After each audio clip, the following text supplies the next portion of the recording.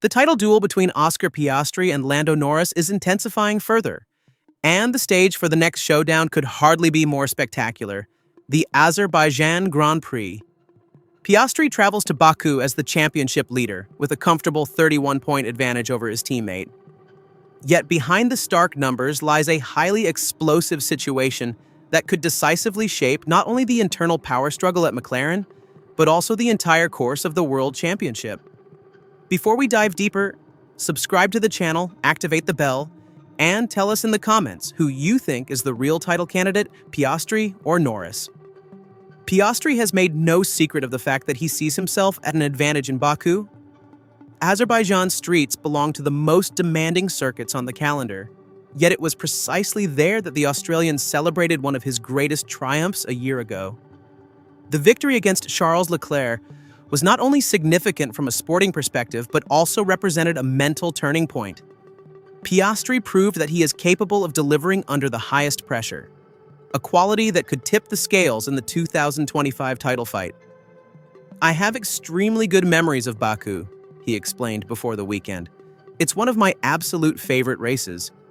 When you return to a track where you've already achieved a great result, it automatically gives you confidence." Clear words from a driver who not only appears self-assured, but also signals, "I have the momentum on my side."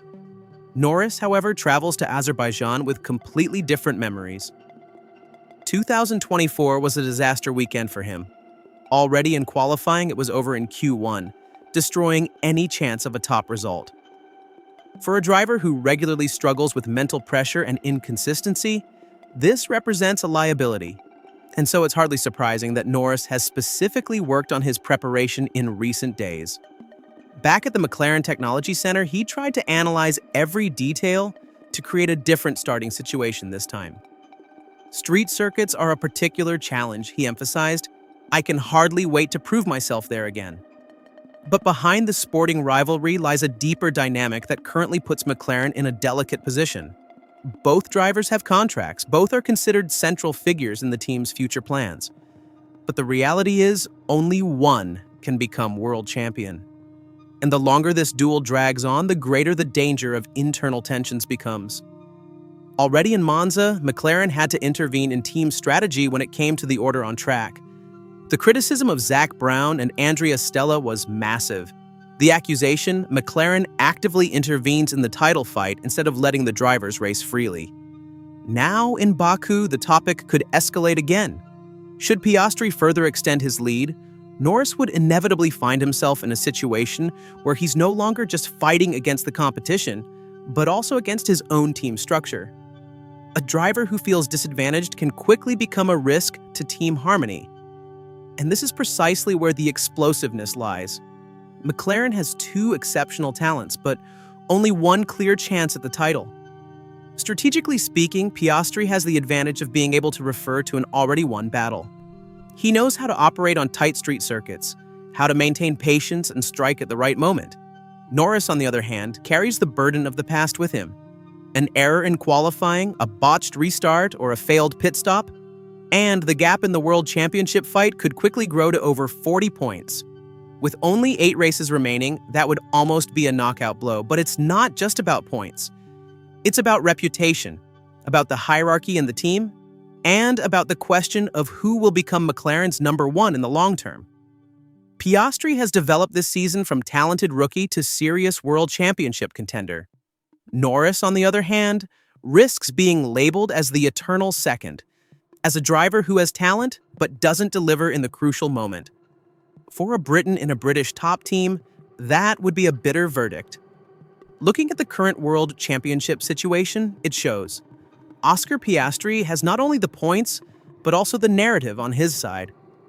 He has long since shed his rookie image, instead presenting himself as an ice-cold strategist who knows how to lead title duels. His body language, his interviews, his way of calculating risks. All of this radiates a maturity that one wouldn't necessarily expect from a driver of his age. For McLaren, this is a blessing. For Norris, a growing problem. While Piastri radiates calm and control, Norris appears increasingly tense. Repeatedly this season, it could be observed that he makes mistakes under pressure, whether in qualifying, during overtaking maneuvers, or in communication with the team. In a world championship that is decided by nuances, such weaknesses can make the difference. And the more often they occur, the greater his teammates' confidence becomes. Piastri knows he has the mental upper hand and exploits it. The question now is how McLaren deals with this dynamic. Officially, Zach Brown and Andrea Stella emphasize that both drivers are treated equally. But the reality in the paddock is different. Teams always tend to support whoever has the better cards in the World Championship fight. Should Piastri deliver again in Baku and further extend his lead, the pressure on Norris would become immense. It wouldn't be surprising if McLaren implicitly shifted priority to Piastri, a step that could finally escalate the tensions between the two pilots. Added to this is the political dimension. Sponsors, media, and fans push for clear messages. A team fighting for the World Championship cannot afford internal trench warfare. But precisely this danger is emerging. Piastri versus Norris is not just a sporting duel, but also a power struggle for the role of McLaren's figurehead.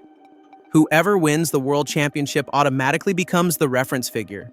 For Norris, who has been with the team for years, it would be a slap in the face if a younger teammate achieved in a short time what he has worked toward for so long. And psychology plays a decisive role here. In Formula One, it's not just about talent or technology, but about mental stability. Whoever stays cool in the decisive moments prevails. This is exactly what decided the 2021 duel between Verstappen and Hamilton: nerve strength. And this is exactly what could also tip the scales between Piastri and Norris in 2025. Already now, there are voices in the paddock that classify Norris as mentally fragile. Alan Jones and Helmut Marko recently put it clearly: Norris is fast but mentally weaker than Piastri. Such assessments become entrenched and influence how opponents, teams, and even sponsors perceive the situation. The next race in Baku could therefore be more than just another World Championship round. It could become a crossroads. If Piastri wins, he not only extends his lead but also cements his status as the clear favorite. Norris, on the other hand, would be definitively pushed into the role of the hunter, with decreasing chances and growing desperation. Such dynamics can paralyze an entire team if not steered early on. But even if Norris were to strike back, the fundamental question remains: can McLaren manage two equal drivers in the title fight without one being sacrificed? Historically speaking, the answer is no. Whether Senna/Prost, Hamilton/Rosberg, or Verstappen/Ricciardo, in the end, a team always had to make a decision. Why should it be different at McLaren this time? For viewers, this duel is a gift. Two young drivers, both in the same car, both at the highest level. This is the Formula One rivalry that many fans have been yearning for years. But for McLaren, it carries enormous risks. One wrong step in management, a wrong team order, or an escalation on track, and the team could end up without a World Championship title despite superior technology.